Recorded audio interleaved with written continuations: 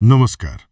आज हामी एउटा यस्तो विषयमा कुरा गरौँ जुन हाम्रो आर्थिक सुरक्षाको लागि महत्त्वपूर्ण छ, तर धेरै जसो पर्दा पछाडि नै रहन्छ। त्यो हो नेपालमा पुनर्बीमा। हो, पुनर्बीमा। हाम्रो यो छलफल नेपालमा पुनर्बीमा एक सरल व्याख्या भन्ने सामग्रीमा आधारित छ र हाम्रो उद्देश्य चाहिँ पुनर्बीमाले कसरी काम गर्छ अनि खास गरी नेपालको सन्दर्भमा यसको भूमिका के हो भनेर अनि गहिरिएर बुझ्नु हो। धेरैले यसलाई बीमा कम्पनीहरूको लागि बीमा भन्छन् नि, हैन? हो, ठ्याक्कै त्यही हो। यसले ठूला दाबीहरू आउँदा बीमा कम्पनीहरूलाई आर्थिक रूपमा बलियो रहन मद्दत गर्छ।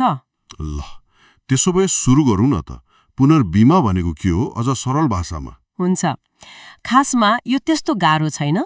पुनर्बीमा भनेको चाहिँ बीमा कम्पनीहरूले आफूले लिएको जोखिमको केही हिस्सा, हैन, अरू कम्पनीहरू जसलाई पुनर्बीमक भनिन्छ उनीहरूलाई बेच्ने जस्तो हो।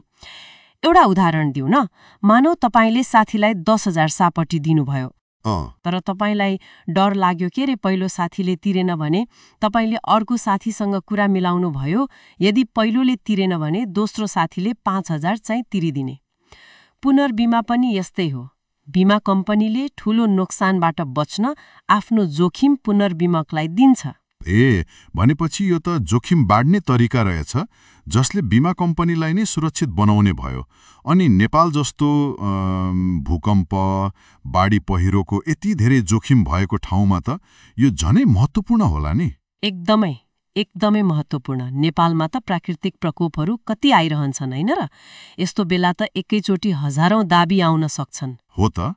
यस्तो भयो भने त कुनै पनि बीमा कम्पनीलाई धान्न गाह्रो हुन्छ, मतलब आर्थिक सङ्कटमै पर्न सक्छ। पुनर्बीमाले चाहिँ यस्तो अवस्थामा बीमा कम्पनीहरूलाई ठूलो दाबी तिर्न सक्ने बनाउँछ, टाट पल्टिनबाट जोगाउँछ। अच्छा। अनि यसकै कारणले गर्दा बीमा कम्पनीहरूले कृषि बीमा होस् वा भूकम्प जस्तो ठूलो जोखिमको बीमा पनि तुलनात्मक रूपमा अलि सस्तो प्रिमियममा दिन सक्छन्। त्यसैले पो हामीले घर वा बालीको बीमा अलि सस्तोमा गर्न पाएका रहेछौँ। अब यो महत्त्वपूर्ण क्षेत्रमा नेपालमा मुख्य खेलाडीहरू चाहिँ को छन् त? मतलब स्थानीय कम्पनीहरू छन् कि बाहिरका पनि? यहाँ दुवै किसिमका छन्। मुख्य रूपमा हेर्ने हो भने दुईवटा स्वदेशी पुनर्बीमक कम्पनीहरू छन्। एउटा नेपाल पुनर्बीमा कम्पनी लिमिटेड, जसलाई नेपाल री पनि भनिन्छ। यो सरकारी स्वामित्वको हो, 2014मा स्थापना भएको। सरकारी। अनि अर्को चाहिँ हिमालयन पुनर्बीमा कम्पनी, हिमालयन री। यो निजी क्षेत्रको हो, 2021मा मात्रै सुरु भएको। नयाँ रहेछ। हो। यी दुईले गर्दा बजारमा अलि प्रतिस्पर्धा पनि बढेको छ। यिनीहरू बाहेक नेपाली बीमा कम्पनीहरूले ह्यानोभर री जस्ता ठूला अन्तर्राष्ट्रिय पुनर्बीमकहरूसँग पनि काम गर्छन्। अच्छा, बाहिरकासँग पनि?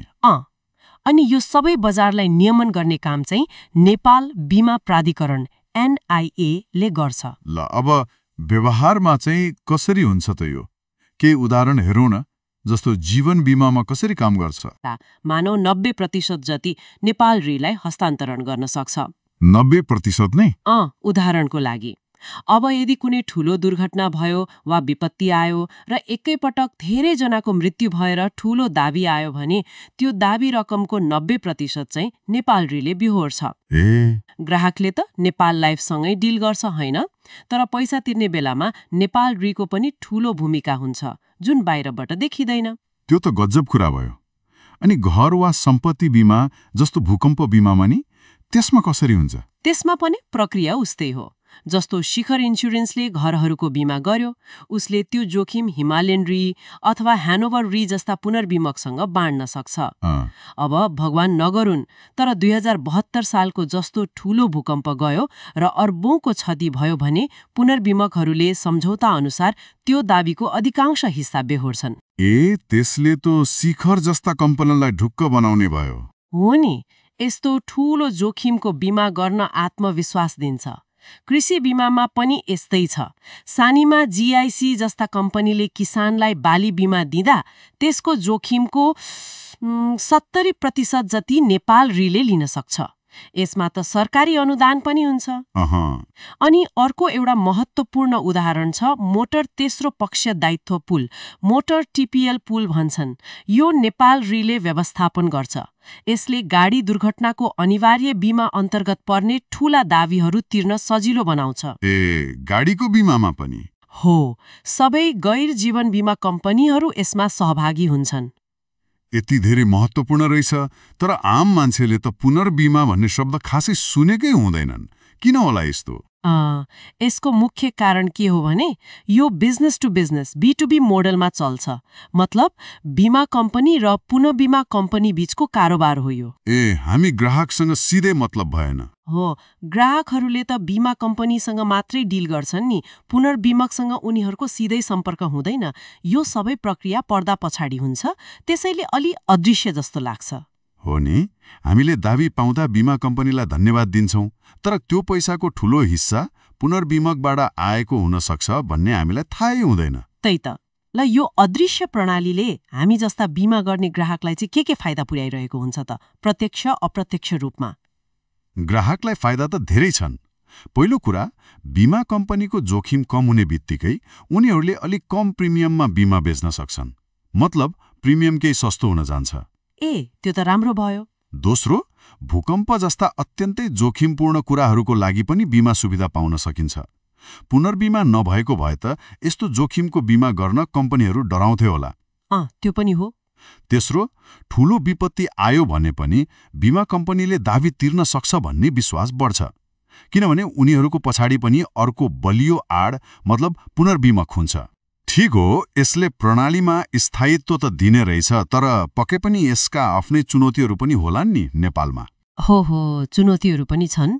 स्रोतमा उल्लेख भए अनुसार पहिलो त हाम्रा बीमा कम्पनीहरूमा अझै पनि जटिल खालको जोखिम व्यवस्थापन र विश्लेषण गर्ने विशेषज्ञताको अलिक कमी देखिन्छ। एक्सपर्टिजको कमी?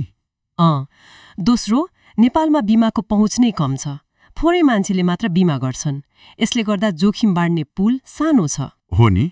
तेस्रो, नियामक निकाय मतलब बीमा प्राधिकरणले निश्चित प्रतिशत पुनर्बीमा, खास गरी सन्धि पुनर्बीमा ट्रिटी रिइन्स्योरेन्सको करिब 30% जति चाहिँ स्वदेशी पुनर्बीमकसँगै गर्नुपर्छ भन्ने नियम बनाएको छ। अनिवार्य जस्तो? हो, यसले स्वदेशी कम्पनीलाई त पक्कै फाइदा पुग्ला, तर कहिलेकाहीँ यसले बीमा कम्पनीहरूको लागत बढाउन सक्ने र अन्तर्राष्ट्रिय बजारमा जस्तो लचकता नहुने भन्ने तर्क पनि छ। तर एउटा कुरा के बिर्सनु भएन भने हामीले पाउने दावी रकम प्रत्यक्ष होस् वा अप्रत्यक्ष धेरै हदसम्म पुनर्बीमा कम्पनीहरूले नै दिएका हुन्छन्। एकदमै। आज हामीले पुनर्बीमाको भित्री पाटो र नेपालको आर्थिक स्थायित्वमा यसको महत्त्वपूर्ण तर अक्सर नदेखिने भूमिकाबारे निकै जानकारीमूलक कुराकानी गर्यौं।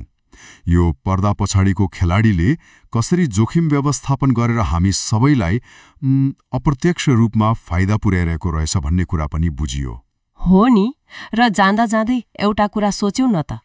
भन्नुस् न। यदि पुनर्बीमाले जोखिम व्यवस्थापनमा यति ठूलो भूमिका खेल्छ र भूकम्प जस्ता जोखिमलाई पनि सम्भव बनाएको छ भने भविष्यमा यसले नेपालमा अरू कस्ता नयाँ खालका बीमा सेवाहरू सम्भव बनाउला जुन अहिले हामीले सोचेका पनि छैनौँ होला। हो, यो साँच्चै विचार गर्नुपर्ने प्रश्न हो। ल, आजलाई यति नै गरौँ। धन्यवाद।